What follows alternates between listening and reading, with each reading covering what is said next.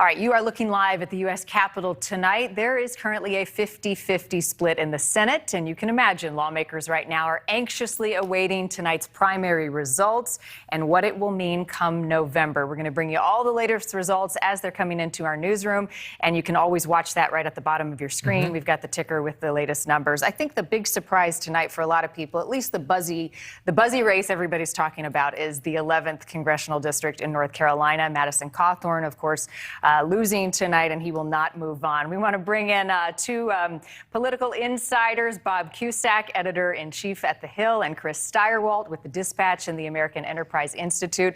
To you both, welcome on this primary night. Chris, let me start with you. Are Republicans breathing a sigh of relief right now that Madison Cawthorn is out of the picture? Yeah, I mean, you have to feel bad. He's obviously a very troubled young man, and it's been a difficult time for him. You just hope that the situation resolves itself in a way that is good for everybody here, and you do that. But I have to say this.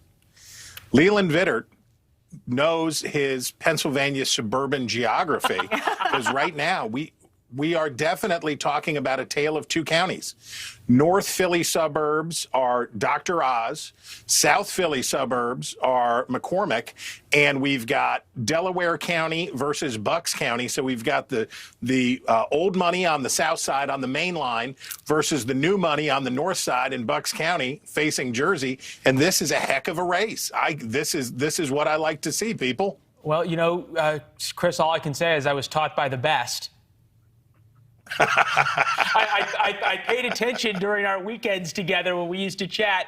Hey, Bob Cusack, to you, as it relates to Madison Cawthorn in North Carolina, President Trump, for whatever you want to say about whether President Trump has loyalty the other way, he did at least with Madison Cawthorn and stuck with him. Do we read anything into the fact that even with Trump's endorsement, Cawthorn just couldn't overcome all of his personal troubles and lost in a primary?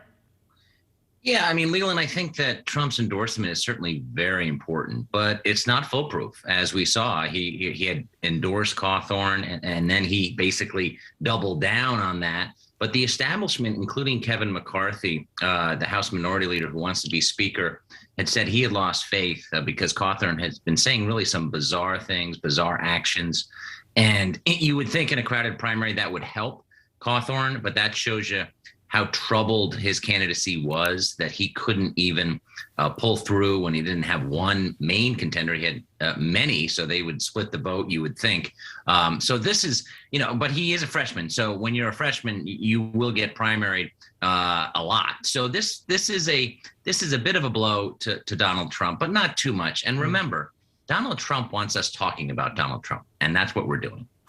And that's what we're going to do as we talk also about Pennsylvania, because he plays such this huge role between McCormick and Oz.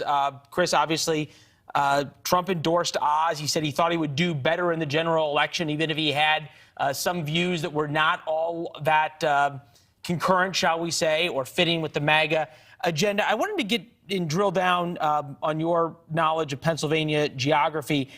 Right now, let's see here. Right now, Delaware County on the South line, only 27% of the vote in. McCormick up by 6. New money, you said Bucks County.